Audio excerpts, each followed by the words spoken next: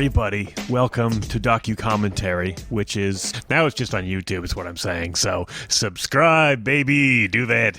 And I, of course, am one of the hosts of this show, and my name is Travis Nelson. I am a behemoth of the deep, and my co-host is a man known by many names. I mean, sure, some people know him as the Louisiana Slow Burn. Others might know him as El Bonco. And I've heard whispers of him being called the Better Maker. But you won't believe what he calls himself. My mother calls me Chase Myers. That's what my mom would like people to call me. I am pretty partial to El Bonco. You like El Bonco? Thing. It's got a real luchador feel. If I am ever a luchador, I'm El Bonco for sure. Louisiana Slow Burn grows on me too. But yes, my mother would like for me to put out there that my name is Chase. Okay, well there you have it. And the two of us have graciously gotten together with the recorder, and we watch documentaries and leave a commentary track for you to listen to. Don't get mad at me about this. Don't you dare. I will take one of your fingers. This is like the 60th episode of this. At least. Truly. We've been doing this for years. We've watched so many documentaries. Oh my God. I take the poster of the documentary, alter it slightly. It's not clickbait. It says Docu-Commentary. You might not know what that is, but you can just click on the... You know what? I'm not doing this. We've already told you what the show is. We leave a commentary track over a documentary. That's what it is. We're goofy and funny, and we like to sit on a couch and watch stuff. Yeah, and it's the easiest possible content that we can throw out to you. So open up, baby birds. So you're welcome. Yeah, what's that? Oh, let me just lick my thumb and get there. You got a little soot on your cheek, you dirty docu-commentarians. So filthy. Didn't think I was going to clean you up before we got started. Sparkle, sparkle. Let's do this. What is the word, baby bird? Man, we're going to watch a documentary about Studio 54. It's called Studio 54, the documentary. It's a famous club. You always hear Let's do a quick before we watch this. Can we just word ball back and forth words that we associate with Studio 54, because I don't have very many. Oh, really? Yeah, Salvador Dali is one. I know okay. He hung out there. It's a disco spot. Yeah, there's a lot of cocaine and drugs, and just every famous person went for a long time. What was the time period though? 70s? 70s and I think 80s too. Okay. Yeah. But I know 70s for sure. I know a lot of the SNL cast, original cast, right, would be there and stuff like that. Okay. Maybe 60s, maybe some 60s too. But sometimes I struggle. I don't think it made it to the 90s. I struggle with time periods because of my eternal mind. Yeah, man. We all have our struggles. I know, right? So I have to deal with that. You're a little cross to bear. So it's going to be about how, I always like a good fall. So it's going to be about how, the rise and fall of this place, from what I understand. Yeah. Neither one of us have watched this, so it's the first run through. So we're not going to have any, good tidbits for you or anything. We're taking it all at the same time. All right, I'm going to hit play on this thing after I count to 3. Count down from 3. Regardless, Travis is going to tell you what time we start in the description. Don't trust Chase. Trust my voice. 3, 2, 1. I'm pressing play. Started It played immediately. Actually, we were 1 second ahead, so I'm going to have to fix that. Wow. Turn it down a little bit so that we don't get taken down by YouTube. Yeah, I think it was HBO Max did that to us, actually. An A&E indie film. How is that possible? A&E. Do you have indie films? Hey, man. What's your indie budget, A&E? The branches of A&E reach far and wide, and they shade all kinds of artistic endeavors. A&E indie. Does that mean you give these people less money to make their art? Because yes. You definitely have money, A&E.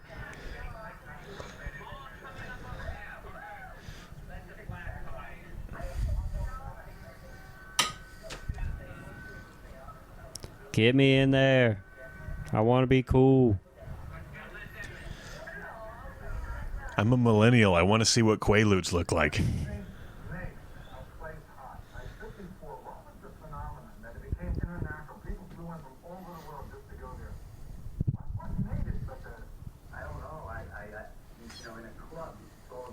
Just got that thing, Don't mean a thing if it ain't got that swing. We all know.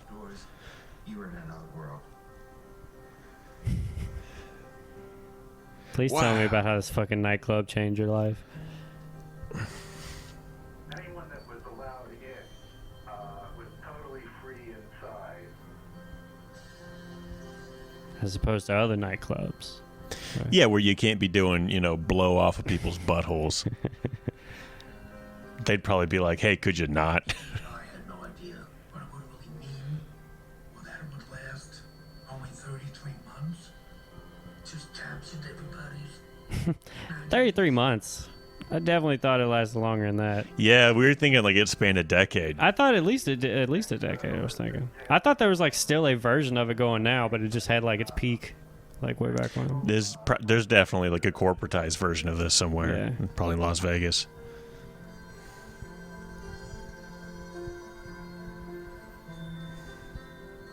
I love the nightlife, and I love seeing people have fun nights. There's nothing that makes me happier than seeing people having a good time. So I like when a good boob vibes. pops out. I wait for the boobs. Every once in a while. It's too late. I've seen it all. Like that. He's a little creepy. The owners of Studio 54, Leon Schrager and Steve Rubell. Take them down. Punch Salvador Dali in the face. I just like to party. I'm not good at business.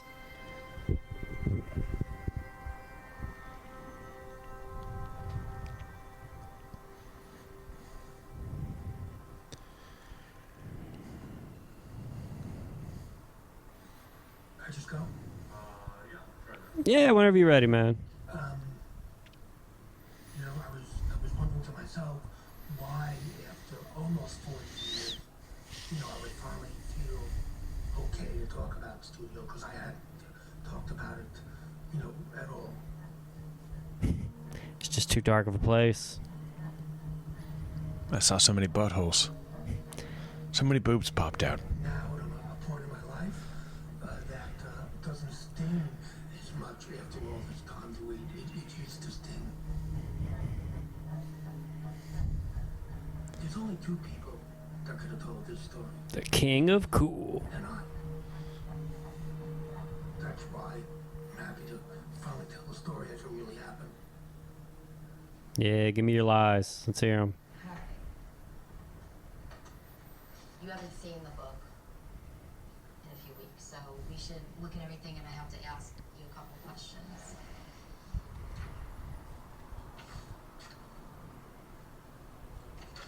I've never been in a room with so many celebrities. It was like numb. Little Mick Jagger I saw.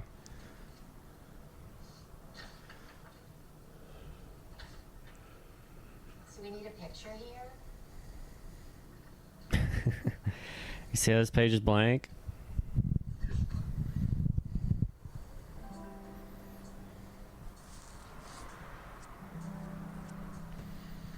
My friendship with Steve was always very close. Always from the moment we met. You two are fucked up. Yeah. In college, we both came from Brooklyn. Middle class, lower middle class, working families. Everybody, Played stickball on the streets. ambitious, and everybody wanted their kids to do better than they did. Brooklyn made me hungry. My father was a tennis pro, and I played tennis, and I visited these estates, and I saw how people living. You just see this whole other life. You were very well aware of the difference between what they had and what you had. Somehow tennis expanded the universe, and you saw that there were other possibilities It's a documentary about tennis. possible It all started with tennis. to pursue those avenues of success. In college, Ian was very studious. He wanted to become an attorney.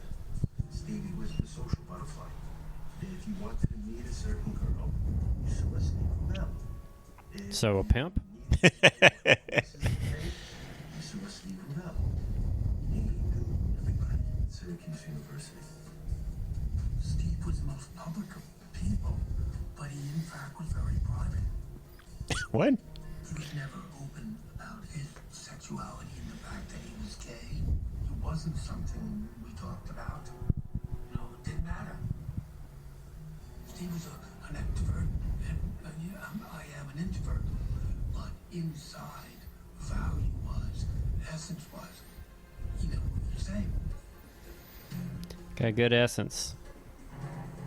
I feel like we can run a business for 33 months, change the world. After he graduated, I got a job as a lawyer, and then Steve was working Yeah. at state restaurants. We'll start a club for 33 months, and then 40 years later, we'll do a documentary about it. Go. Where's that Mick Jagger picture? They weren't doing well, so I acted as his lawyer and kept the creditors at bay. That's when Steve and I became partners. When you got him out of his shit? I was the one that wanted to go into the nightclub business because I smelled that there was a real, you know, opportunity with it. That In there smelling nightclubs? Yeah, you don't want to do that, man. It's like, do you guys smell this? It's opportunity. always felt he had something Or ass. One of the two. as I did. Champagne and flop sweat. Think someone peed a little. Understanding that they were getting out and they were going to do something big together.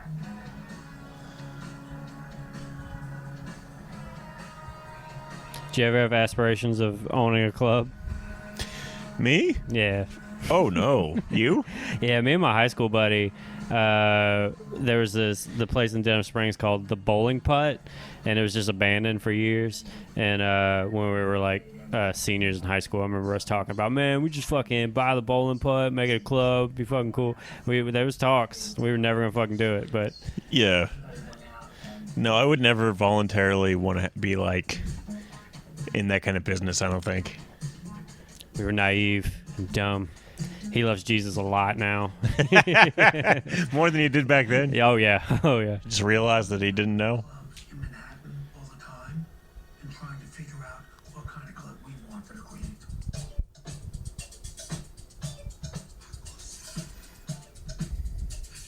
Gay clubs were some of the first clubs that had disco music. It's always funny when friends get like religious later. Yeah, I mean, this dude was like my homie for all middle school, high school. We did stand up together for like 2 or 3 times until we didn't like each other Oh, is anymore. that guy? Yeah, is that Oh, dude? wow. Yeah, yeah, that was my best friend for the longest time. So they would go to these clubs and it all started blending. I'll never talk to him again. Well, I'm sure he'll hear this. That it felt like people were non-judgmental. Everybody was fine with everybody else's culture. Let's just dance. Yeah. At that time, gay clubs were behind closed doors, hidden. It was a little bit like going to a speakeasy in your 20s, I suppose. It was subversive, and there was an incredible energy.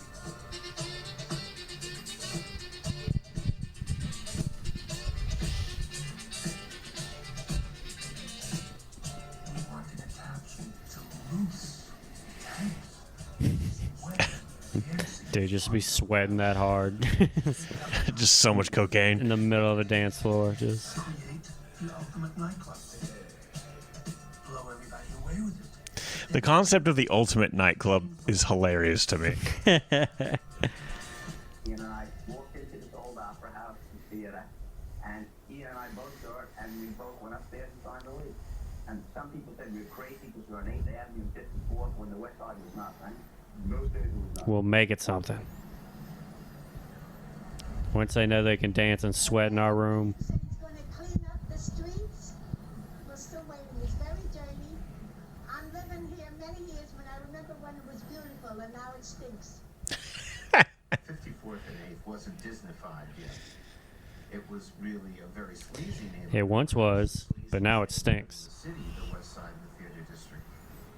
It If stinks. you wanted to get mugged, that was really a good place to go. Oh, well, I was looking for a place.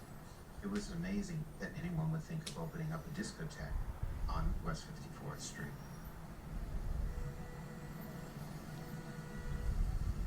In the 20s, it was built as opera house. And then it used to be a CBS television studio. And there was some really big time shows that were there. Let's see these shows. Favorite guessing game, What's My Line? What's my line? Captain Kangaroo. The $64,000 question. I mean, these are big time.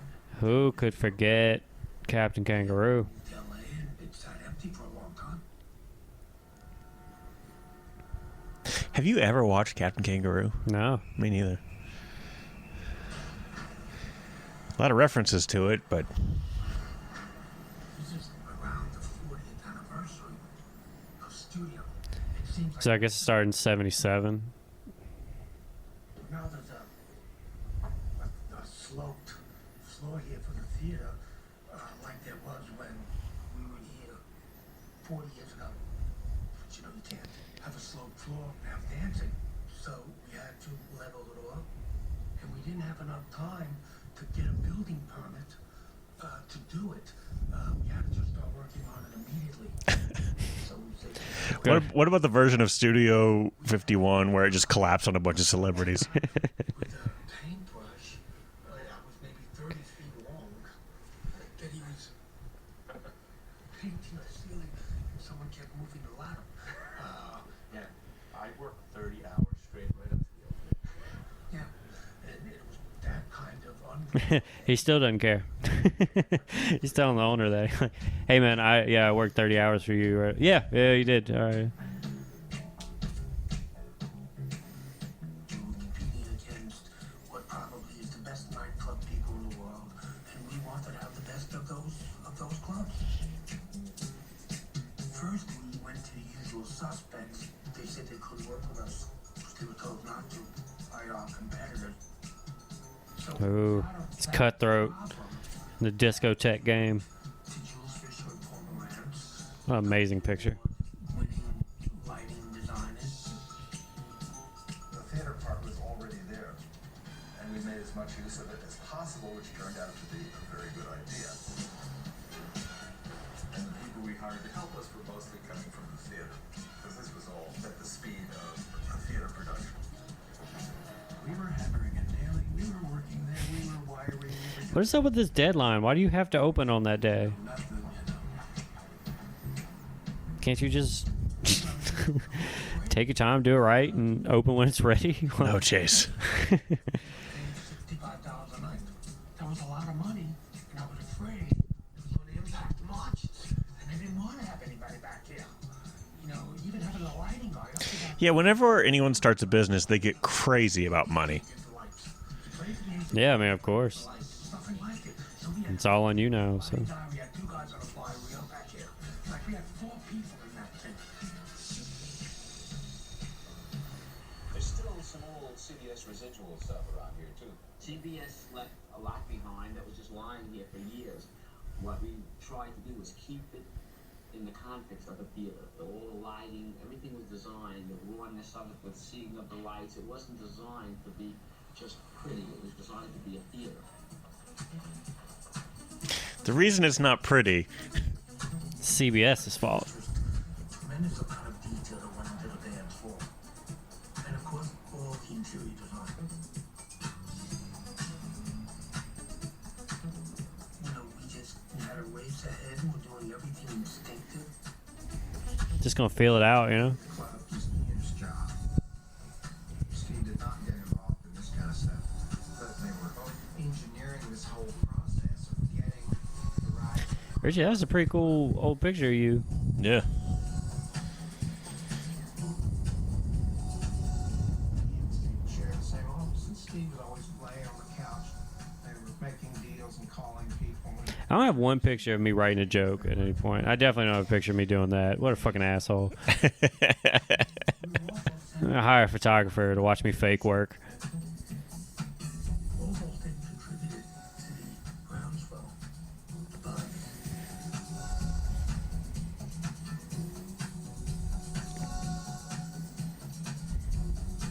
in the crush of everything that was going on, it wasn't possible to get a liquor license in that period of time. As a matter of fact, we kind of forgot about it. Got and everything. Yeah, we You forgot. assholes have no idea what you're doing. Just I like how it was like, I'm ready to tell the real story. So we didn't know shit. Yeah, we didn't have a liquor license. We put a weird deadline on ourselves where we had to hurry up and build it. This is the first article I read in our studio. This is the end of the piece. Then we saw this at Stephen Bell leading a tour around the forgotten theater that is, even as we write, becoming New York's new discotheque. How much did it cost? $400,000. I remember that. No, it was more because we owed him money. We owed him money. How much?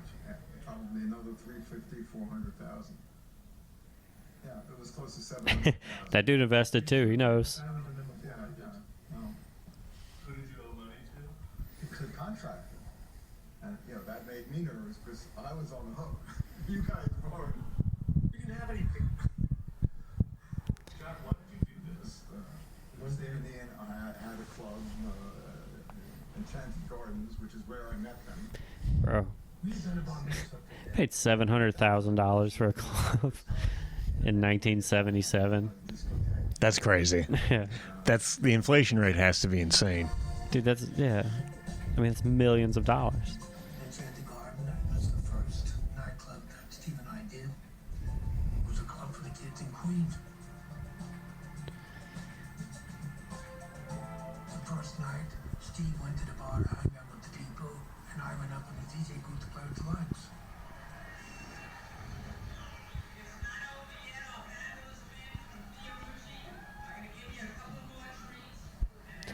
Give me a treat. It was at the Enchanted Garden that we started up to all these extravagant parties. We learned the business and got our feet wet in Queens. But we always wanted to do a nightclub in Manhattan, which was the Big Glitz. We're in the majors now. Disco goer becomes the performer. During the night, you'll have sunsets, sunrises, fog machines, snow machines, wind machines. There'll be a tornado about 1:30 at night to get the people. Every night at 1:30, there's gonna be a tornado. Tonight at 1:30, there'll be a tornado. Where do you take shelter around here? We hide upstairs in the balcony. You can also retreat to the What? balcony if you Yeah, what does that mean? become one of the performers down there. In fact, they encourage you to come up here, whether you come up here to spectate or not. They give you these binoculars. Christy Farrah, Channel 11 Action News. What?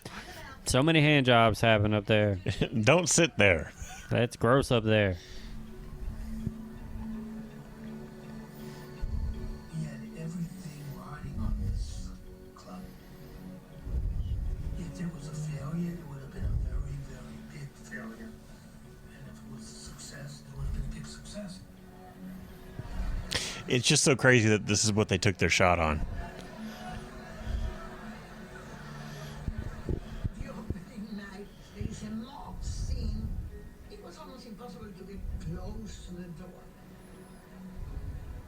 We didn't have the velvet rope walls. Why are y'all going there? Adequate security. We had to take all the rest of the security that was in the place and put them out front. And we were afraid. It just might break the door down.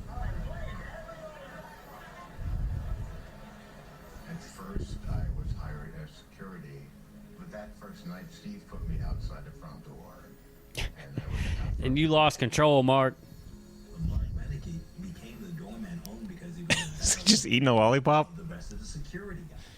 I'd never worked in a nightclub before. I just had to just kind of wing it. It was really. I guess. Give me your ID. And some money.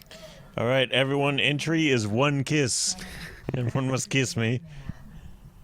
And there was a carpeted, looked like almost a runway, and it was mirrored. The coat room was to the right. I just remember hearing the music, and I threw my coat. Are you crying? I just started giving people tickets who were hanging coats or pretty coat, and we're just throwing coats on the floor. Like hundreds of people must have lost their coats that night. It was So that's the real story here. I don't give a fuck about those coats. There was a rush to get to the dance floor, just a rush.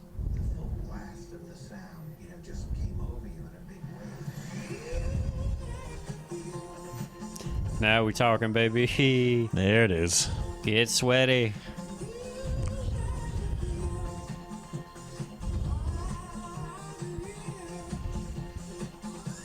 After drugs was profound.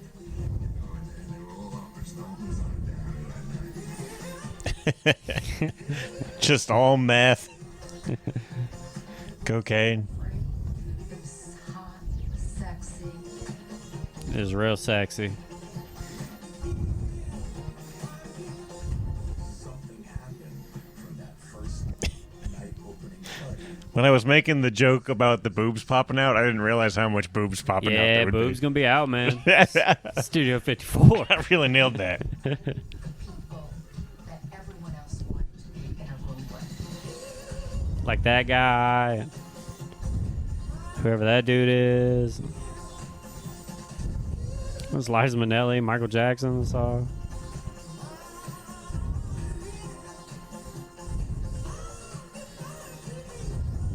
The Cher? You snuck in Cher?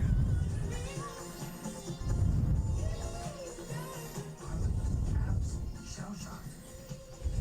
Steve was only 33. I was 29. And we had this massive hit. We were on the front page of the New York We're a hit, baby. place. I never gotten that. It was like a dream for us. Yeah, I mean, I'd imagine. Of feeding the monster. Yeah, you guys, how does that not go to your head? You two dummies. That definitely goes straight to your head.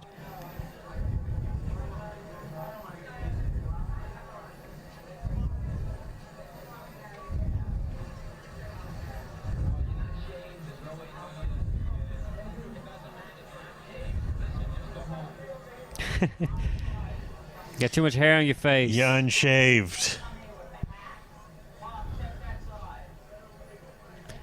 We don't wear hats in there.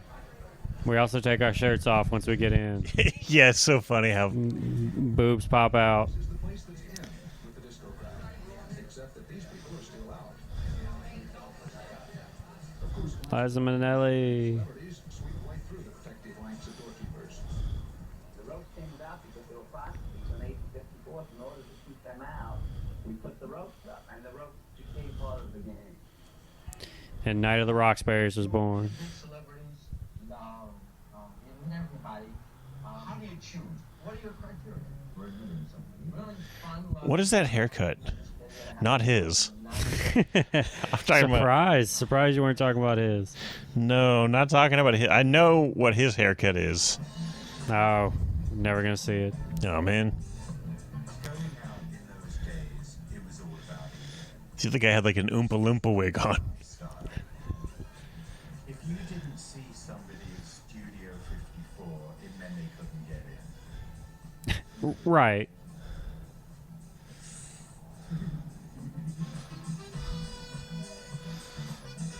Every night, there would be a guest list that would be for the front door. There'd be somebody's name on the guest list. Then the next column, there would be pay, comp, or NFU. And NFU meant no fuck up. That meant that Mark had to let him in. We had GN, which really meant NG, which meant no good, which means if they were no good, you don't have to let them in. Celebrities, some celebrities get special Ringo. most of them do, not all. Mick Jagger and Keith Richards, of course, would get in. But some of the other Rolling Stones actually had to pay. Oh wow, What the fuck? that's crazy. Can you imagine stopping one of the Rolling Stones? Like, actually, you got to pay to get in. Actually, I'm gonna need $20. Yeah. Like, how much Give does me it cost? $40. Give me $40.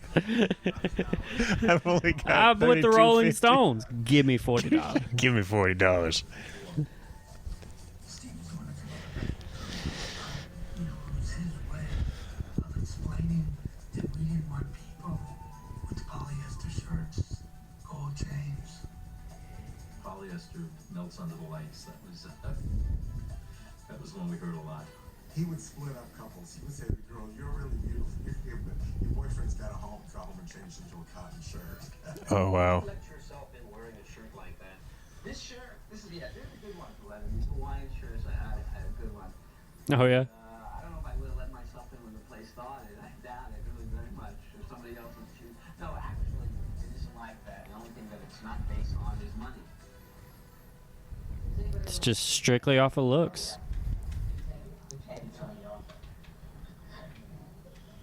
But they have to be hot enough to get inside first, because if they were, then that wouldn't be a problem anyway, so it doesn't matter. Pretty good logic. No uggos. If you look at the photograph, it's more slightly hopeful throng. You see occasional waved hand and a little grin trying to catch the eye of Mark Benecke or Steve. It's like the damned looking into paradise. I don't know. Last time I was here, I got in right away, so I don't know. I guess they either like the way you look or they don't. I promise you, I got in before. How they selected those who are permitted entrance to the intersection. I like interviewing the rejects. So how's it feel to not be cool enough to Dress in order to pass the inspection. sweat with everybody else in there? Keep it secret. Yeah, that's amazing. Yeah. You know, Cher showed a titty in there. I mean, shit. And a resentment and a hatred if he didn't. We didn't care. We just wanted the success.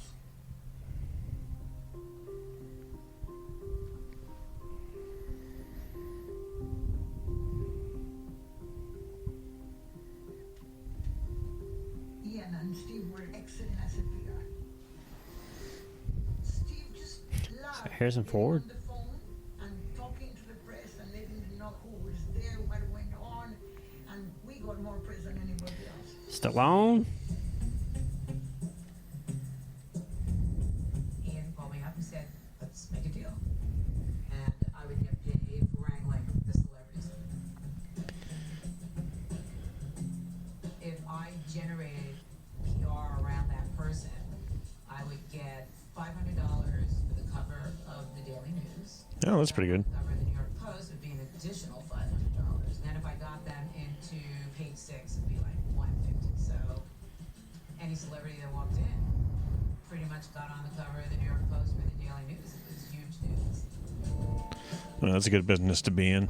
Anything that happened there was on the cover of the newspapers with double pages inside, and there were celebrities there every night. Everyone And that was news. had to be there, or they were missing out. Truman? There was the paradigm shift away from reading about Never before in the history of the world has there been such a rage for exhibitionism. I think that's probably not true. What up, Elton John? OJ. OJ. The juice. and we wrote it for all that it was worth.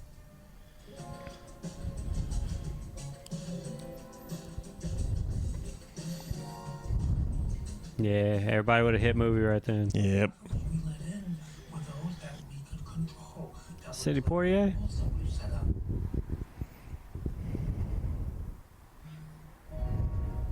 Here's the Studio 54 box.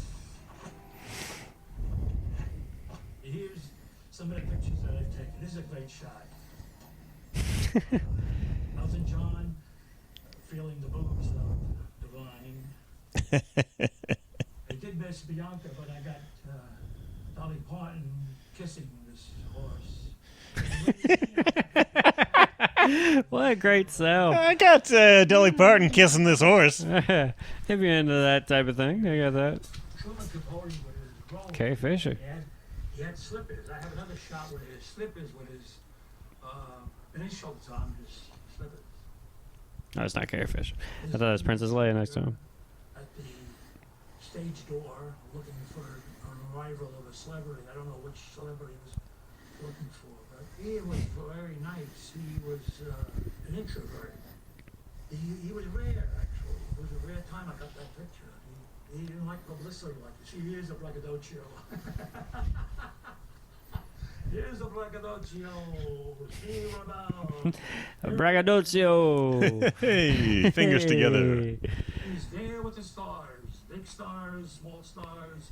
He wanted exposure, and he got it. He got a lot of exposure. He's in the pictures.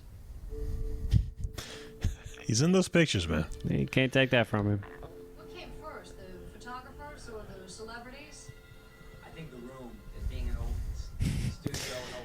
It's the location. That has a lot to do with it. I mean, you have to build the nice mousetrap to attract the mice. Ugh. Once again, you are so fucked up. I lure them. Celebrities. He became very friendly with fashion designers like Halston. The press actually came up with this phrase, Halston, Liza, Bianca, Andy, with hyphens between the names. It was like a unit. They were the core group. Was it a thing? The studio got so much publicity that it made all of these people more household names. I go out of my way to take care of them and make them feel comfortable, honestly, because I get off on it myself. This was really... I lure them in because it gets me off. I'm very shallow. That's just all I keep saying and all this stuff. He's like, I'm looking for the hot and famous people, and I will do whatever it takes for the hot and famous people to be around me. Are you hot and famous? Michael, this is James Portland. Of course you are. You're Michael Jackson. Good to see you. Come here a lot? Oh God, yes. Because, well, I like the atmosphere of Studio 54. I've been to a lot of discotheques and I don't like them. Honestly, all around the world I've been. I don't know the feeling. I mean, the excitement of the props coming down and the balcony. It's just exciting. Honestly. Once I started to hear that, like, he was, like, doing that voice, it's, like, hard for me whenever I'm like, he's clearly doing that voice. Like, Yeah. there's no way you talk like that at... It's fucking, like, 21 right there. Like, if that. Yeah. That's what I like in people. When you hear the name Studio 54, what does it do? Does it your pulse quicken and your feet start moving? Yeah, I'm ready to have a good time. It's where you come when you want to escape. It's really escapism. That's what I try to make it be, too. Escapism. That's right, Michael Jackson. Yeah, escape reality, Michael Jackson. Where you're the king of pop. Dude, just Michael Jackson just dancing on the dance floor. Why is everybody not getting the fuck out of the way? Like one of the greatest dancers ever. Yeah, I mean, you really just, everyone else stopped dancing, you just let Michael dance. It's just watch, imagine bumping it like just fucking elbow. Like, I've danced in clubs, you know, it's all packed and shit like that. Oh, yeah, I Like, can see a world where I get into Studio 54 one time and I just cripple Michael Jackson with an elbow, and then that's who I am the rest of my life. Whoops.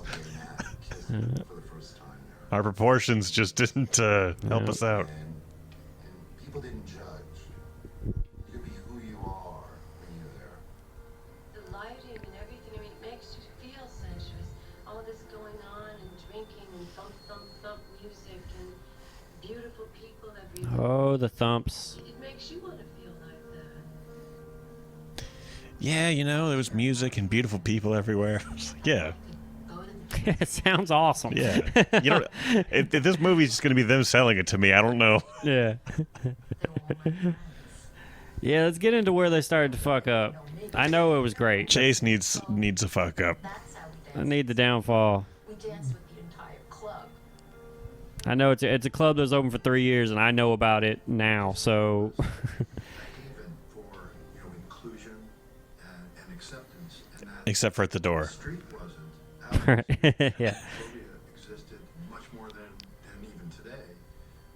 Transgenders took their lives in their hands walking down the street in New York City. But as soon as they stepped foot into the disco, they were safe. And not only they were safe, but they were included, they were accepted, they were part of the scene. Did people ever insult you or rude to you? No, they're petrified. They think we escaped from a Broadway show. Basically, New York people are very open and very courteous and kind. No, that's not true. Only at Studio, we truly feel at home here. We pay rent, so $14 is bad, I think, At Studio 54. Just $14 to get in. Wow. So that's what they made the Rolling Stones. Yeah, dude. It's just the drummer getting a 10 and 4 You ones. got a 5. Fuck. Wait, where did Steven Tyler? I thought I saw him around here somewhere. He's always got some cash. Thank you, Lorena. I really needed that. Lorena was a Wall Street I don't know about Roll Arena. a fairy godmother by name. Sally was a lawyer, and she was Oh, I love. Yeah, let's do this. Let's dive into some characters of the club. Oh, yeah. That aren't famous. That I like. You know, and Steve's like, no, you're wrong. This is good for the club. It's good for the club. There's old one tit. Tassa, who was like the most fabulous drag queen of that whole era. She was 5'11" out of shoes, and 6'6" in shoes. And you never, ever saw her out of drag. And she held center stage when she wanted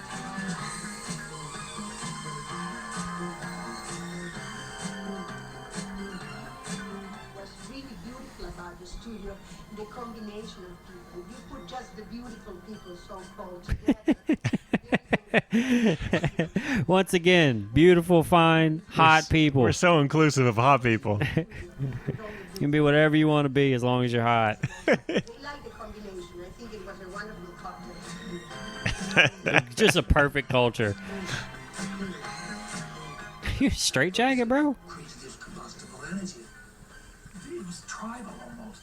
Bugged out, wild abandonment. Freedom was all part of it. Twist it up. It was like an adult amusement park.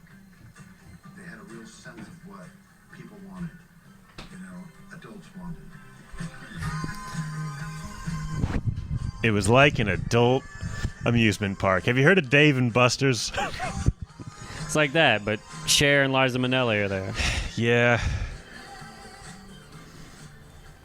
And not half of the Rolling Stones. This kind of window of opportunity between the invention of the pill and the advent of AIDS. So even if you weren't promiscuous or sleeping with someone different or whatever, you felt like you could. You know, love was in the air. Sex was in the air. I do just love every time they talk about that decade. They're just like, hey, we were just fucking everybody. Like, Yeah, we just, it was crazy. We just nonstop fucked each other.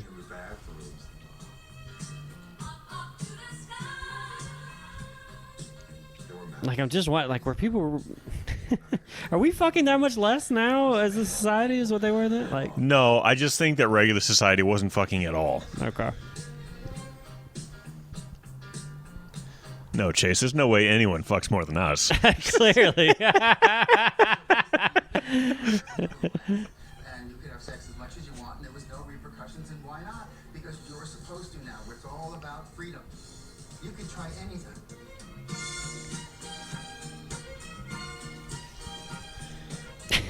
Steve had this huge coat that he wore a lot of times, and in that coat was money and drugs, and it was like, And oftentimes he didn't have any clothes on underneath. Reach in and get some drugs, kids. Giving out the quaaludes. If you say Steve, Rod Stewart. they say, oh, just take a half. Oh, I don't think you're a priest, are you? There were Quaaludes. You knew they were coming. Again, the party going to another level. You could say higher and lower, and I'll leave that open to interpretation. Think this happens anywhere else in the world? No, I was all over the world. I'm happy. I'm happy. Supple-bodied young waiters dressed in nothing but shorts and drinks at £1.50 a glass. The formula has made the owner a very rich young man. He enjoyed every night. I mean, Steve probably had more fun than anybody. And the environment we created allowed him to be comfortable and accept his sexuality. Maybe for the first time in his whole life. He was in his element. And maybe it was different. These fucking dudes all over the place. He's got a mouthful of Quaaludes. I'm in my element. This is peak performance from me. Or read anything about him. Ian was behind the scenes. But he was the brilliant mind designing in a way that had never been seen. People were just obsessed with what he was going to do next. Quaaludes. Theatrical quality of the place that I'd never seen before. It was an experience. touching like pretty much all of your senses.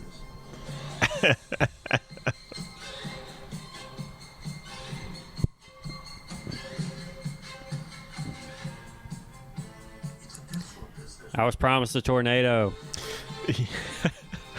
I need to see a literal tornado. I need to see, what is this, a snowstorm? Give me a tornado. Moving lights and sets and changing the environment from one second to the next. That has never been done before.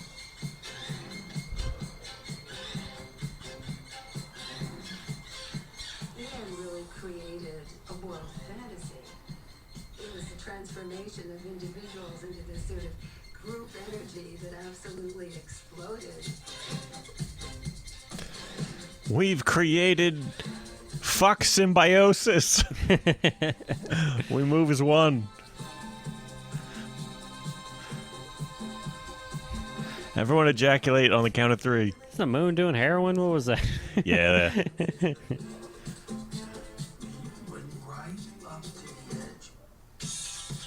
In every single aspect of it.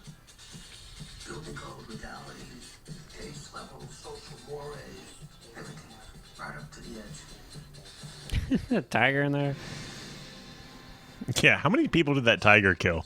$40,000 or $50,000 just for the one night. We wanted to break down that barrier between the audience and the performers and introduce the idea that anything could happen, and it did.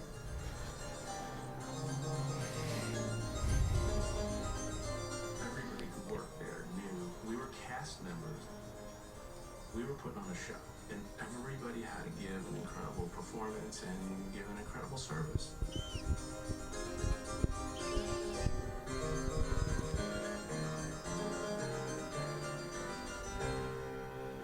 Let's roll our sleeves up and get to work. I'm just imagining that the one guy who works there who hates it. Yeah, there's somebody. God, I just need the money. I don't even like Quaaludes. God. Studio 54, the definitive disco here in New York City.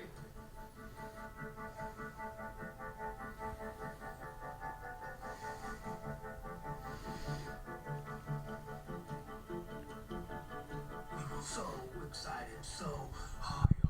All the way to El Bonco. That's right, baby. Which I enjoyed. You know, dump the money out of the bag, kind of arrange it. I don't know if you notice, I'm also trying to shoehorn the Better Maker in there.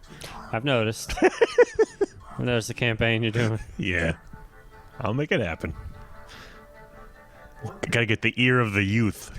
Did notice was that they changed the cash register receipt roll in the middle of the night. That began to get out. People began to notice that. What does that mean? It was about the exhilaration of having this great success on I would just mean they went through that many receipts. They were making Yeah, that I'm much sure. money. They actually had to change it. The best crowd in the world. We had the best press. We had the best club. We were number one. Suddenly on top of the world. They were living in a dream practically. It was becoming so much fun that they were losing touch with reality. Of course. Man. When I worked on cruise ships, sometimes they would have like an all crew party, and those like they had like a crew bar, and it was like a party every night. But like every once in a while, they would have a big party for the crew, and I went to one, and it was insane. It was like just huge, unimaginable jugs of like get shit drunk punch. You know what I mean? Yeah. Just like a bunch of people on coke and just like whatever drugs they bought in Mexico, just like. Dude, that whole time, all that we've seen, they didn't have a liquor license for any of that. Wait, what? That's what just happened while you were telling this story. Did they have a Quaaludes license? Oh, yeah, they were covered there. Okay, good. But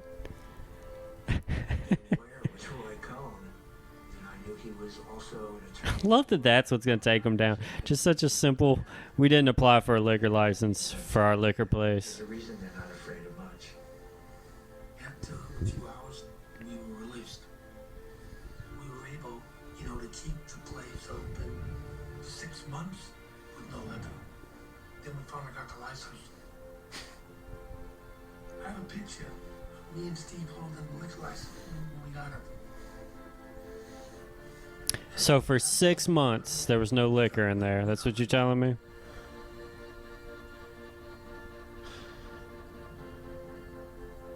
They thought they were so important that they could do anything. But people started to get angrier and angrier at Steve Rubell and at Studio 54 because they couldn't get in. Well, it sucks to suck, man. Yeah, man. Why you keep going back if you can't get in? My thing is I stay home. Yeah. Without somebody somewhere being envious. You playing God You crumb. with my nightclub? It's just the way life is. I want to dance tonight. The Dan Dorfman article, Steve said, only the mafia does better, but don't tell anybody. Part of Stevie was a braggart, you know? Look what I'm doing, I'm having the best time, we're making tons of money. Everybody's beautiful. He was very proud about that. I thought it was the stupidest thing I'd ever seen. When I called him, I said, "You asking the IRS to just come knocking at your door?" And he said, no one's going to bother me. What? Hey. So you got some money? We would like that money. The 24 IRS agents raided the Chic Disco this morning, armed with a warrant to search and seize So this is where rich people do drugs? the club's finances. Give us $40,000. 1978. December 14th, it was just a terrible day. The Studio 54 case began with an allegation of a gigantic skimming operation that there was cash and drugs hidden at Studio 54. Okay. One of the things I called in said there's some guys here and they have a warrant, so I called Steve. Steve said there was some Quaaludes in the safe, and if I can run over and see if I can get them out. Hey, real quick. I ran into The cops are there. Put a bunch of drugs in your pockets and run. and they said, "You're the manager." I said, "Yeah." And they said, "Well, come on, open the safe. 27, 42, 37, two this way, one this way, going this way, clink, boom, and open. I said, "Is this everything?" And that's when I said, "Well, there's a couple of boxes up above here too." Dang. Just ratting. First of all, I tried to open the door and somebody pulled it back. Because they were already in here. Yeah. So I put my key in and tried to open it, and they pulled it back. And then eventually, the federal marshal, whatever, it opened it. This is 9 o'clock in the morning, by the way. Federal marshal opened it and said something. You want to come in? You don't want to come in. Are you going to let me in? I don't know. My papers with me like I normally have. I put them down on the floor. Then I walked in. Ian Schrager, one of the owners of Studio 54, entered the club sometime later. An agent Look at that mustache. with records, they found cocaine. Just had it in his pocket. It was around my books, and then they came in. I put my books on the floor. Maybe it was left from the night before. Who knows? The field test kit showed positive presence of cocaine. Not only was it positive, the thing was off the charts, pure. It looked like it had been cut right off the key. He just walked in with cocaine. Going to walk onto the premises that are being searched by 50 IRS agents with cocaine under their arms. Don't walk in. Turn around and go somewhere else. Whoops. My first call was to Roy Cohn's office, and Hey, you know how I carry around cocaine with me all the time? Roy, you're not going to believe what happened. to overturn all the furniture in the office and make it look like the agents turned everything upside down, like the Gestapo. On my birthday. And it got everybody even more pissed off at us because it wasn't true. They said they were very careful to keep everything very neat. That kind of started the litany of mistakes we made in this thing because that made the front That's your first mistake. Bringing cocaine to a cop party. seriousness of what we got ourselves involved, which we were getting away with everything. We were interviewing Ian. Yeah, why would there be any repercussions? You're sitting in a chair with the chair turned around, leaning on it like this, like defiant, kind of like with like, fuck you. You think he'd be scared, but he wasn't. He was pissed. 7 hours after the raid began, co-owner Steve Rubel emerged with lawyer Roy Cohn, who blasted Get him, Roy. Well, you tell me one other instance in American history when 23 Internal Revenue agents at the beginning of an investigation, before they even go to a company's accountants or lawyers, come in and raid a place, tear it to pieces, open up everything in sight.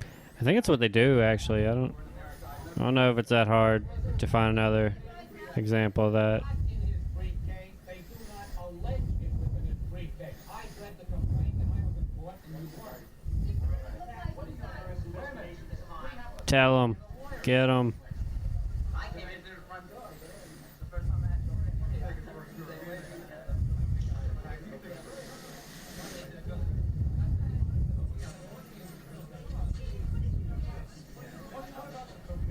don't know anything about that. I really don't know anything about that. I don't know anything about any other drugs. Did you know anything about drugs on the premises this time? No, I didn't. Absolutely not. What was your reaction? It's a clean environment. Look, it's called Studio 54. If that doesn't scream child-friendly, I don't know what does. We don't even have a liquor license, for crying out loud.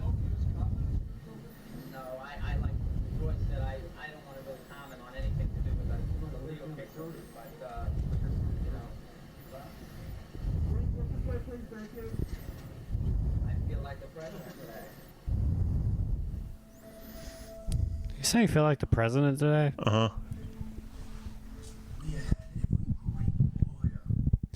You'd think the guy who owned Studio 54 would feel better than the president on most days.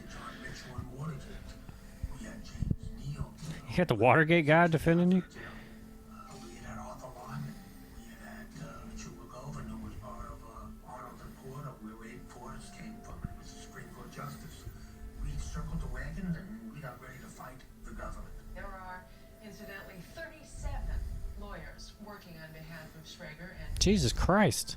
When they were raided, it was real shocking, Freud, here in New York City. They finally got what was coming to them, people felt. They had their loyal friends, but nobody was running around with their head in their hands, oh, poor Steve Rubel, poor Ian Schrager. None of that happened. People kind of liked it. And now following up Let's go. 54 Stories Weekend Update correspondent Lorraine Newman outside Studio 54. Lorraine? Thank you, Bill. Standing next to me is Steve Rubel, co-owner. Steve, what was your reaction when you learned cocaine had been found? I was shocked. It was more of taking on the institution, taking on the system, which is all part of Yeah, fight the power, man. mystique. And I think everybody rallied around it. There was a party after that. Of course, you guys don't know what else to do. The party was like a moth to a flame. Everybody came and it got even bigger. Which controversy sometimes does.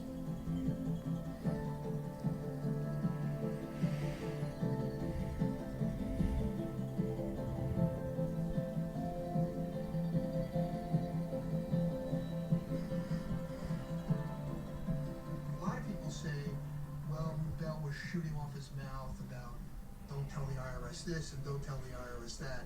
That was not it. This case came about strictly because of an informant who was very unhappy with his treatment at Studio 54. Oh, wow. Oh, all right. And knew where the records were kept.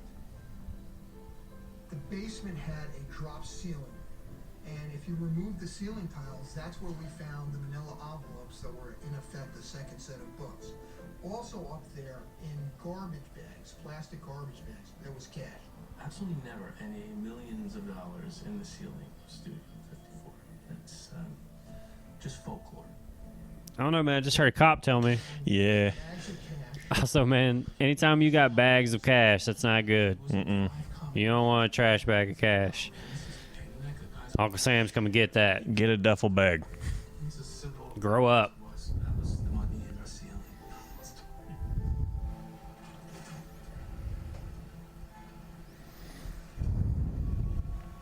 Is that a filing cabinet of cash? What is that? There was also cash in a safe deposit box that belonged to Steve Rubell that we got a warrant for. We drove the box. We got cash out of there. There was also Folklore. in his apartment. There were secret doors behind bookcases. Steve had 900,000 in cash, 5s and 10s, stacked. The feds came. Bro, you had 900,000 in fives. You fucking lunatic. Stolen, it could have been towed. I mean, I was parking in garages. It was ridiculous. At the studio, Steve's mother was the bookkeeper. Oh no. Oh, dude. Did you make your... Is your mom in jail for you? Drugs. He would give them for free to certain people. Steve's mother didn't know anything about the drugs and what the codes were, but she knew where every penny was going. There was $100 taken out to get a celebrity a drug or whatever. It was recorded as a party favor. So we had everything in there. So his mom was just really good at keeping up with money and got him in more trouble. Wow. Steve and Jack. And then there was a fourth column, which was the total amount of the take for that night. And then there was a fifth column that was labeled SKIM, S-K-I-M, or S-K. So that you had a daily record of everything that they took in and what they took out as SKIM and didn't report. Hilarious. Amazing. Thanks, Ma. I didn't, because I wasn't the bookkeeper or taking care of the books. But one of us did. Don't you talk about a man's mother. Who instructed those books? You know, I don't remember. Sure you didn't prosecute yet? I mean, it's a pretty fucking simple question. Who said write everything down? Write all the illegal shit down. And I was a co-conspirator. You know, but the actual inner workings, you know, I don't know who did it.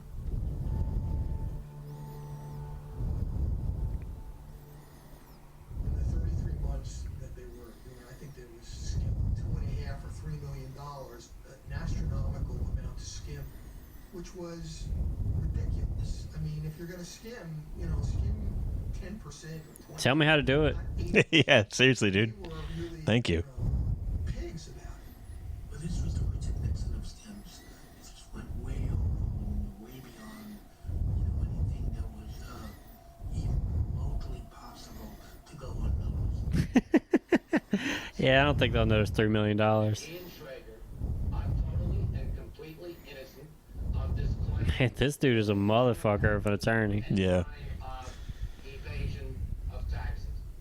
Calling charges, there is only one partner to blame for the troubles at Studio 54. That's the man who keeps the books. His name is Jack Ducey. He secretly pleaded guilty to charges last week, and he now faces up to 5 years. Damn, y'all doing Jack in? Jack Ducey agreed to cooperate. No, his name is Jack Douchey, I heard. Yeah. Rubell and Schrager in the grand jury and at the trial if one was necessary. What happened wasn't his fault. He had a whole family. How was that Jack? Would have never done it. I never asked you that. But that's what I always felt. For you, it was very difficult to put reins. Yeah, let Jack talk. The success. Who am I? First of all, I was older than them. And, you know, I didn't need the money. I wasn't doing it for the money. But this was an overwhelming success. What the fuck were you doing it for? I wasn't about to try to harness them. And, you know, we all paid the price. Did you know what was going on? Oh, I was right in the middle of it. Yeah, I was right in the middle of it. Wow. Just as culpable as Stephen E. Is this fucking dude right here? You seem so level-headed. Why do you think you left that out? Success. Yo, Because we were skimming $3 million, baby. Yeah. Because I thought I could do it. I was assigned to the Organized Crime Strike Force, which deals mostly with organized crime, in particular at that time the Italian Mafia. The Studio 54 case, there was a supposed connection to organized crime through Ian Schrager, whose father was Louis Schrager, also colloquially known as Max the Jew. I've always heard Yeah, I was wondering where this money was coming from. the newspapers, and I didn't really know anything about it. I idolized my father You know your dad was fucking in the mafia?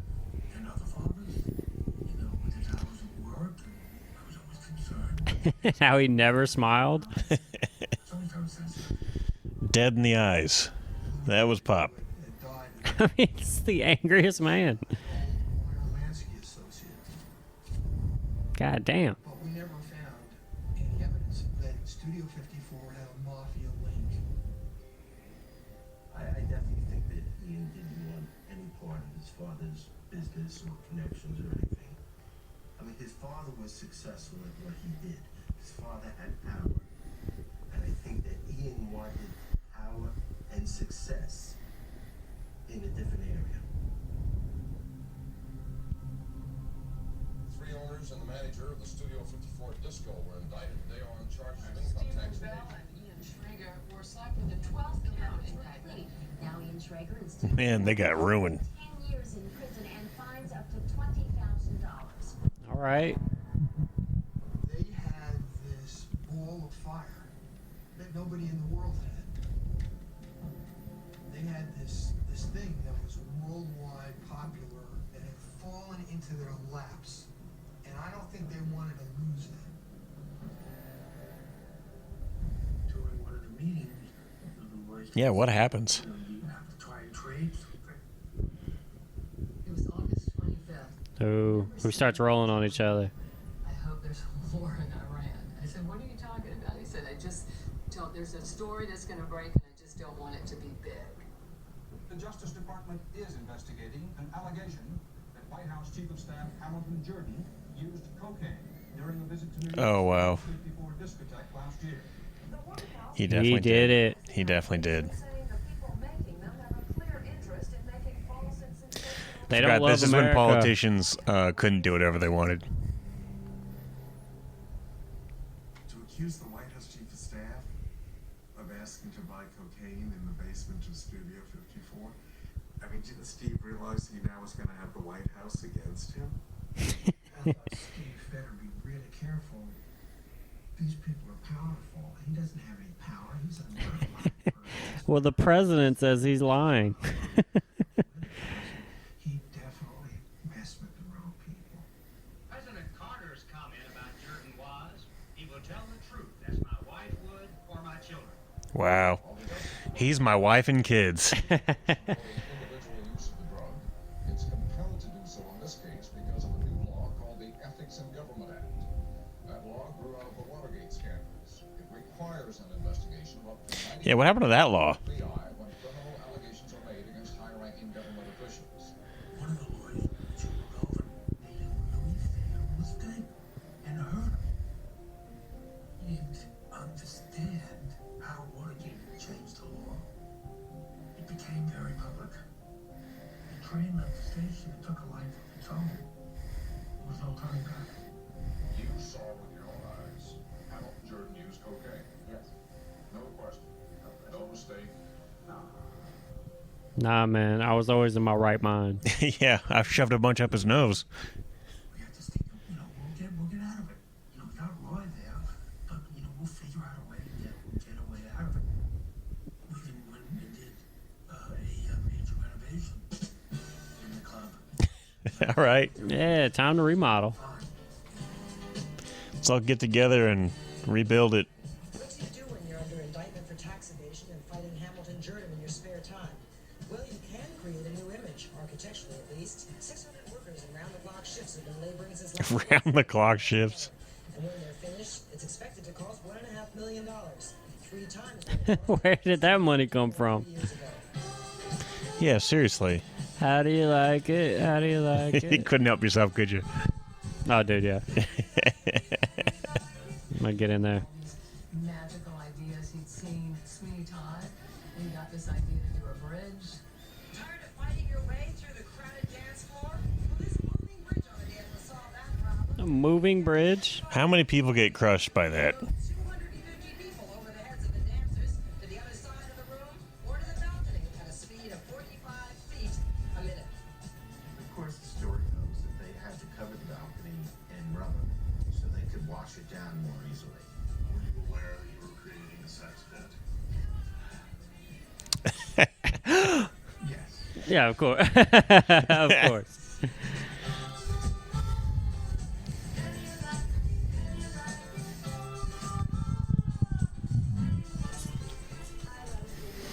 So much. And I thank you for making all my evening a lot more fun.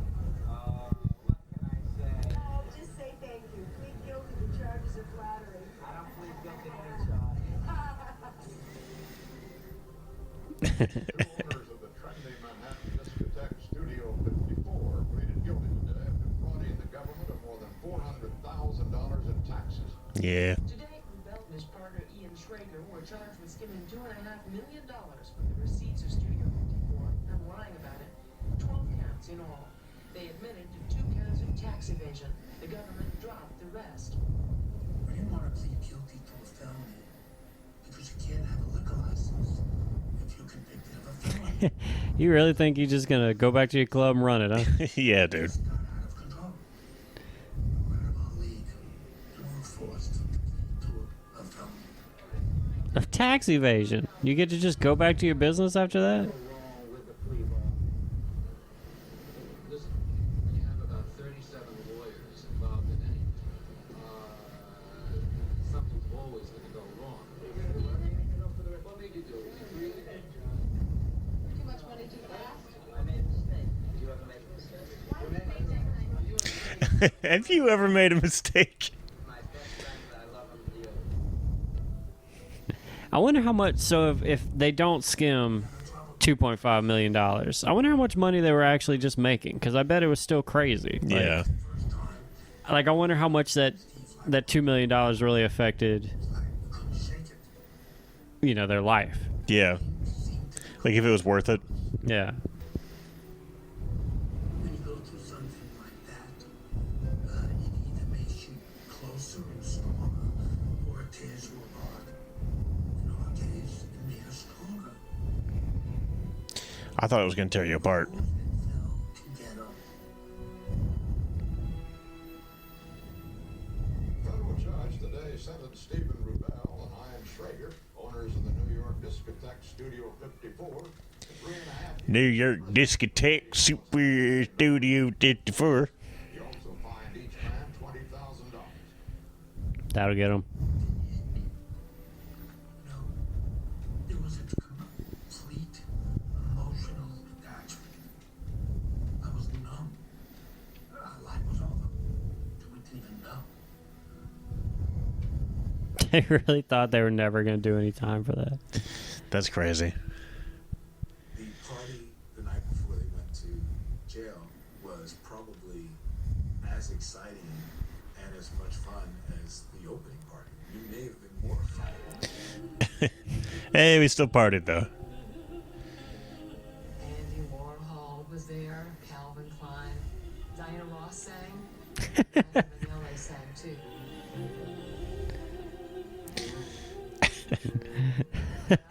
Let's give it up for this dude. Sinatra hat, and they played I Did It My Way. Evading his taxes. Will that be my way? When I look back at it now, it is so preposterous. What were we thinking? Yeah, man. Y'all were in it. Yeah. You know what though? Like, I'm sure with the amount of drugs and stuff they were doing, just forgetting to get a liquor license for 6 months is not that crazy. Yeah. Dancing was still intense, and it was fabulous.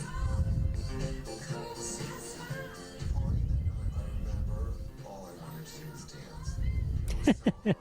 You know what? I'm just stressed about this whole tax thing. Just let me dance.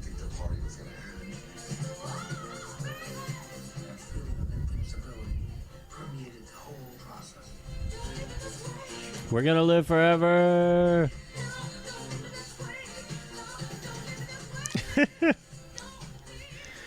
Bring on the tornado. There's enormous denial, from beginning to end. Not sure I would have made a party to celebrate the fact of going to jail the next day. I don't think they prepared it all. The actual going to jail was just a terrific shock for them. Wow. Show me. You wake up the next day hungover and you gotta go to jail. All right, time for jail. Time to Can I get some orange juice? Go to the jail.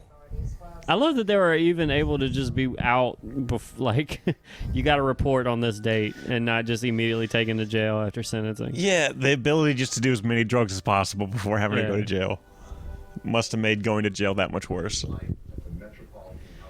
Your brain goes from such highs to such lows. When those doors close, it's amazing how quickly you just realize you lost your freedom. There's nothing worse in the world. We didn't share a cell, we were in the same jail.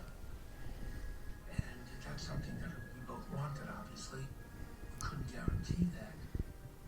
I don't know what it would have been if we didn't have the benefit of having Steve there. We were treated just like everybody else. Not unfairly. Take care that you with Liza and Bianca and all those. Oh, that's another world. It's how it is. You just have to learn. They literally don't know about that. Say a word. Say a word. You're dead. There was a guy that lived across the hall from me. It killed somebody with a bowling ball. Jesus Christ. So I really thought that was a good guy to get friendly with. I made a deal with him that we would give his wife money on the outside and he would protect us.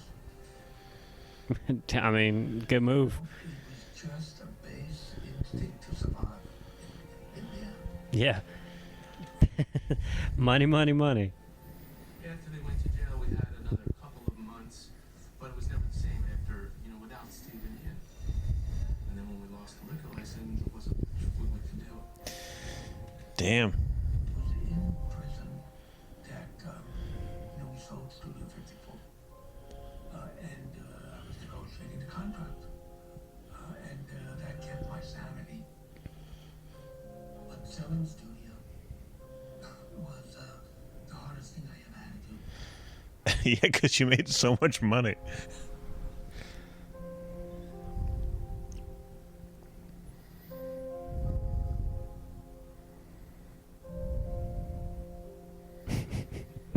I'm gonna go pay my taxes now. Yeah, I made a mistake. Nice, sold for $5 million. So the story is about him having to pay, what, like $400,000 in taxes and out of $5 million? The whole thing, it was like a vortex of, it was all just going down the tubes. And everybody just came back to where they came from. I mean, it seems financially like everyone wound up being okay. All these people are really going to be your friends for life. They love you. And then you really find out, well, that's really not the case at all. The phone calls stop. Yeah, do you have an awesome bar that we can party in? No, then... Then who are you? I mean, I don't even... how many meaningful conversations were we having in there? We just fucking each other and doing drugs. The disco era was over. Yeah, also, it's they went to jail in 1980, like right when it ended. Let's burn them. Burn disco. Local radio morning man Steve Dahl was to lead the crowd in song and then finish by blowing up a box full of disco records which the fans were to bring with them to the ballpark. What? Oh, you don't know about this? They did a dollop on it, too. Maybe I do know about this. That was almost a backlash against Studio 54 in a way. You think about the economic situation in America, it was the worst financial recession since the Great Depression.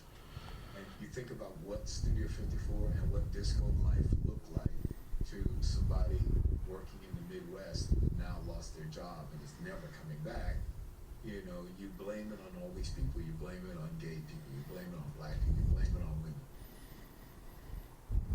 There was this ground-swelling resentment. People, you know, were pissed off. God damn it! Did Studio 4 get us Reagan? Yeah, probably.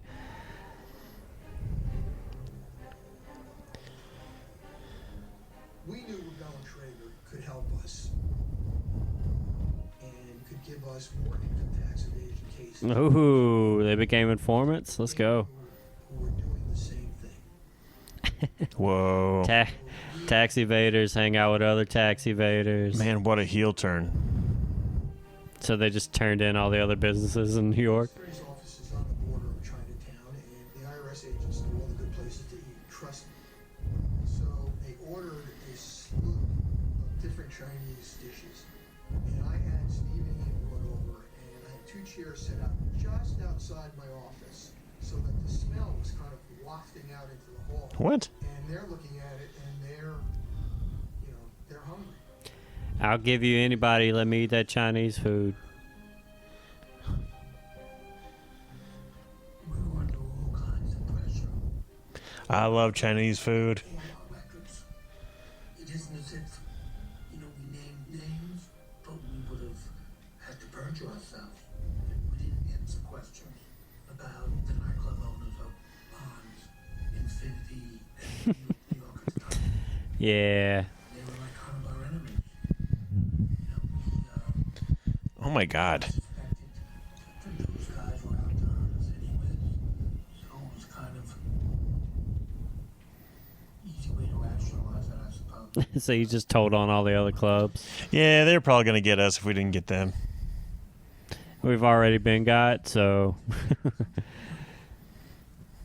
gonna take the whole industry down. No one dances in this city. This is a footloose town now. Come on, Ronald Reagan. Of course, I have problems. That's not a problem. You're a snitch. It's one of the things I was hoping you wouldn't get into. About you snitching? He's been trying to lead the narrative the whole time. Mm-hmm. Like it's especially obvious whenever he's sitting next to the silent partner dude, and he tries to talk over him of like. We couldn't stay in prison for 3.5 years, so we did what we had to do. How long? When'd you get out?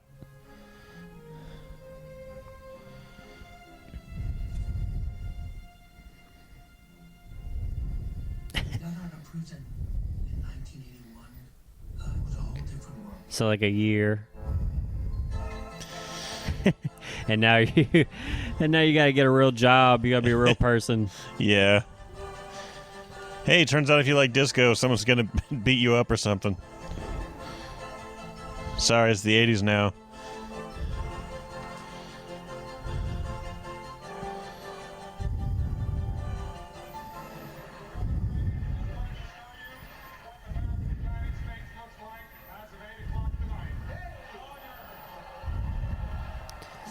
There he is, bro. Ugh. We had a different administration in the early 80s, and suddenly it was all about making money. It wasn't about abandon, it wasn't about equalization, it was about massive, obvious success, and $1 uber alles. Downtown became more downtown. The Mud Club really became dominant in protest against the yuppies and the Reagan administration. Where's the Mud Club documentary? Yeah, man, I want to hear about this Mud Club. Never heard of Mud Where I want to Club. be. No coffin, just wet, wet mud. Bay.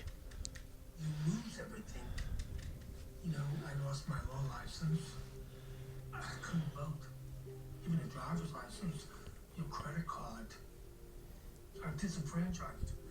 It's, you know, you don't realize till you can't what it means to you. And the shame of it. That was the real thing. One of the things I guess is a little bothersome is that there is no stigma But there is a day that goes by when I don't think about it. It's emotional. Until about a year ago, I had dreams that I was on an island and I couldn't get off. And the nightmares, I would wake up soaked. And it's something you don't get over. Yeah, have you been to jail? He didn't know the way people were going to be reacting. How about prison? Just that they didn't know if they could trust him. After the Hamilton Jordan and everything. The price of being After he accused the White House of doing drugs at his bar. That was probably the most difficult moment of your life. Wondering if they would ever emerge. That's his brother, right? Mm-hmm. Yeah. They had nothing. Everything was an improvement. It was fine. Coming back, that was courage. Ian's not going to give up. Not our Ian. Way isn't going to give up. They both had the same DNA when they went in. All right, guys. This time, liquor license. It's the first thing I'm doing. I mean, I believe they were plotting to come back in prison. Of course. The day they got Yeah, what the fuck else do they have to talk about in there? Yeah, seriously. They gonna talk to bowling ball guy? It took 3 years before the two could find the capital to finance their next venture. A string of luxury hotels that catered to the same kind of eclectic crowd that used to hang out. And that's how the DoubleTree started. Crime Manhattan real estate, becoming part owners in several chic hotels, including the Royalton and Morgan's Hotel on Madison Avenue. We wanted to be in the hotel business. What? We had to prove to the banks that we could borrow $14 million and pay it back. Oh my God! I would not give you $14 million. Palladium nightclub. Palladium, I've heard of that too. Beautiful came out tonight for the opening of the Palladium. What's up? Still an angry attorney? Now they're back and bigger and better than ever. I had hesitations about everything I did because I had made a mistake and I had not felt so great about myself for a while. I got a second chance and you couldn't ask anything more. What a weird story. Like, they just didn't know how to run a business, stole millions of dollars, went to prison, came back out and just kept doing it. Like 2 years later, 3 years later, where they say it took them 3 years to get the money. On Steve. Steve was a little bit upset about it. And the story disrupted that balance that existed between No, you got some more press than he did. years in terms of him being out there getting all of the attention and me being in the background and not getting it. It was a new dynamic. I remember it took a little while to get over. We should point out, for better or for worse, Studio 54 is no longer. Yeah, I read the paper the other day. It was just close, but How do you feel about that? Made to 89, huh? I'm almost a little of it's something of the past, and I still not want to dwell on the past. Yeah, I mean, that's like 9 years later, right? Yeah. So some version of it stayed. That's what I thought. I thought some version of it stayed open. Life is so exciting. I had heard a wrestling story of some promoter doing a show there with Hulk Hogan and Ric Flair, like in the 80s. Amazing. And so I knew at least the building was there for. But yeah, Hogan and Ric Flair had a match in that studio. He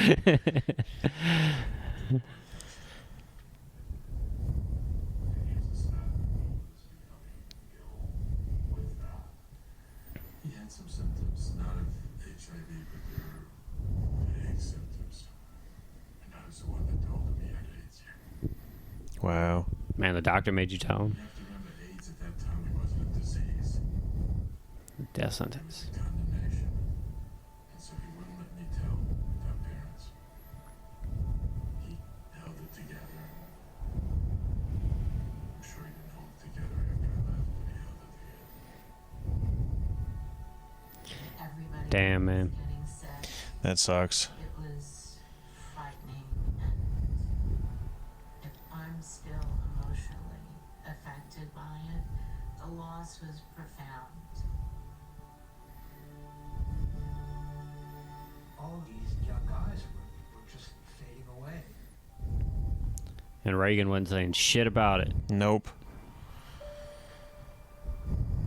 As the bartenders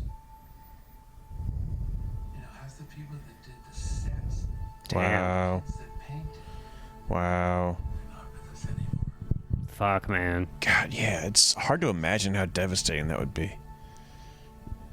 The impact that these people had on the community, on the culture, on New York City, such an incredible loss. Culturally, it changed everything. Steve is the kind of guy that, you know, if he did something the night before, it might have been a little embarrassing. You would see him the next morning, and he would act like nothing happened and get away with it. That would be the end of it. Or somebody might come into the room with a tail between their legs, terribly embarrassed. So if Steve was there, always able to get away with it. Just one thing you didn't get away with. He didn't get away with AIDS? What the fuck are you saying?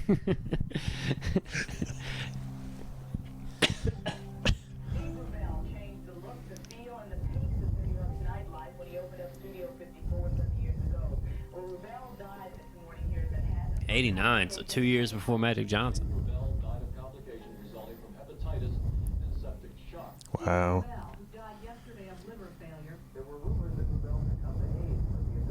Man, y'all are all over the place. He didn't want the press to put in the obit that he died of complications of AIDS. That was kept up. I wanted to, you know, make sure everybody came to the funeral because that's what Steve would have wanted.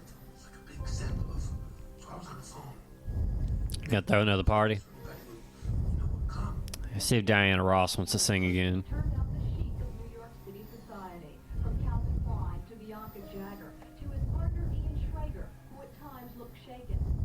Losing Steve was like losing a family member. So it was a very difficult day, a very difficult time. I think it hit every one of our studio family members. You know how as comedians, when we're faced with sad, dark stuff, we instinctively try to make it silly. Of course. And can sometimes be inappropriate Oh, in yeah. that way. I do Yeah, know right now that. I'm just imagining Diana Ross singing "Do You Know Your Way to San Jose" at his funeral. Do you know your way to San Jose? And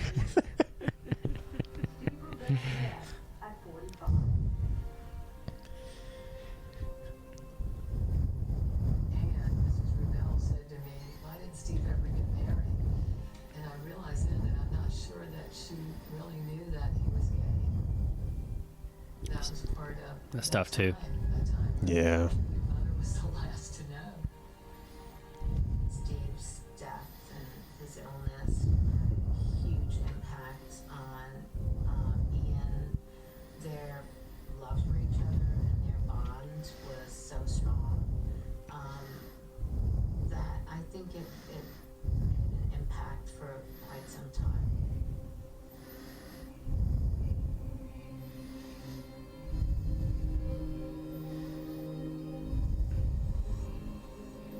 Damn. Well, that's a story of Studio 54, I guess. Steve, I think I was 18 or 19, and the friendship blossomed right away, and I was friendly with him for all that time, right up to 1989.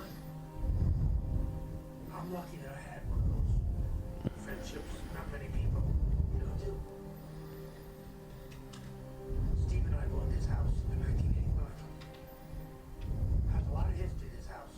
Damn, you still have it? It's like a family here.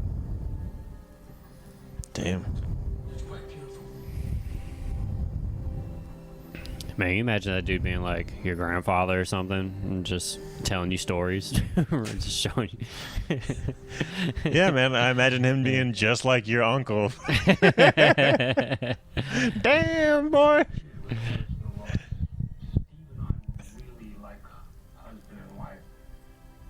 I'm not sure which one was the husband and which one was the wife.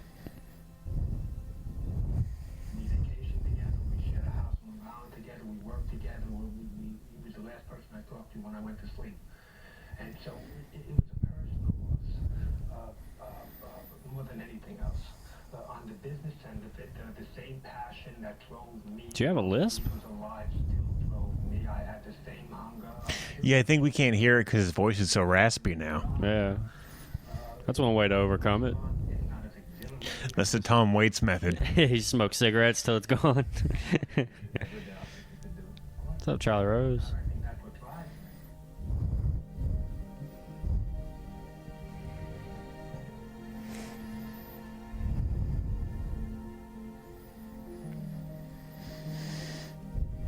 It's not a surprise to me that through all these years, Ian has evolved and reinvented himself and taken that core of who he is. What you doing now? Still the hotels? The Steve Jobs of hospitality? Energy in the hotels, in the same way you might capture energy on the streets of the city. You know, there's an energy that lifts everything. A high tide that comes in. I don't know, man. I just think you work in hotels. That was the same thing with the studio. A lot of times I go into hotels, and if they're too fancy, I'm just like, this is too much. It makes me uncomfortable. I'm not a fancy man, Chase. Yeah. Who are we fooling? No, you, I think, are different. I think. Oh, I was being you in that. Oh, yeah. I was like, I know you personally love that shit. As a lawyer, we didn't get to have a steak restaurateur, but we both got it together with the studio.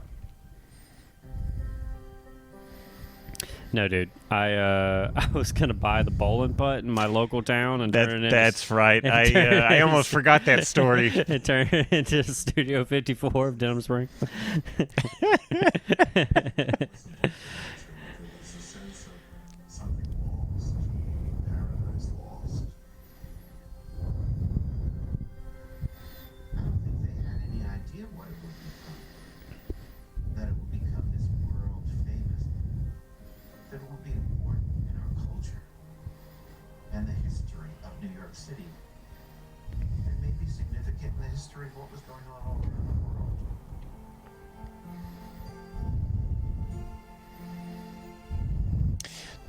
I'm thinking about it, man. When I was leaving high school, I had no aspirations to anything. Really? No, I was only going to college because I got some scholarships, and I almost didn't get in because I applied so late.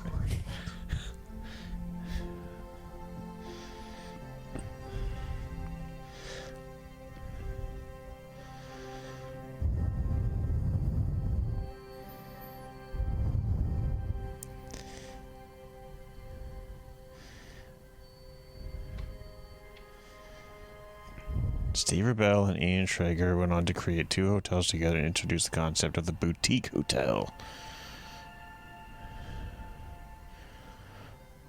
Obama. All right, Obama. Giving the Studio 54 dude a pardon on the way out.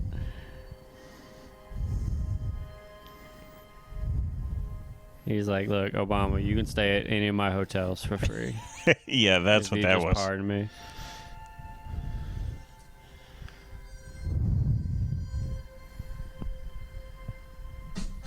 Obama knows.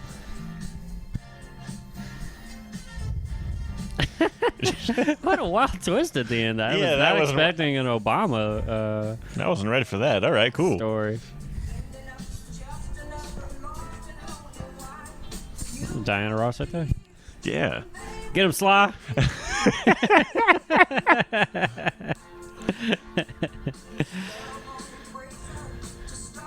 A lot of Liza Minnelli. Yeah, there really was. She really was all up in there.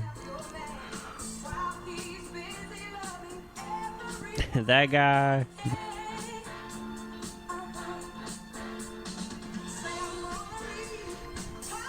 Well, I'm glad we watched that, man. I guess I really didn't know anything about Studio 54.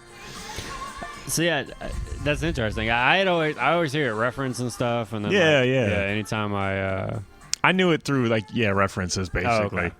okay. I wish it wasn't true, but that's kind of how I know the entire world is through references. Yeah, absolutely, yeah. Hey man, we're smart enough to pick up on them though. Yeah. So yeah, not everybody's as curious and hear the reference and go find it. Yeah, that is an embarrassing amount of my pop culture knowledge is just comedy references to things that I just understand through the jokes I've heard about them. Right. And that's all I know, but I'm able to kind of just form an idea of what that is. Yeah. That helped me a lot in life. Oh, dude, yeah. Comedy got me through a lot. Yeah, I know a lot of different things because of comedy. Yeah. All right. Yeah, man, that's the word, baby bird. That's what you get, baby birds. Ooh, clean your mouths up. Yum, yum, yum. All right. Catch you guys next time. Pet puppies, kiss babies, and follow, subscribe, and got anything else? Goodbye. Yeah, all right.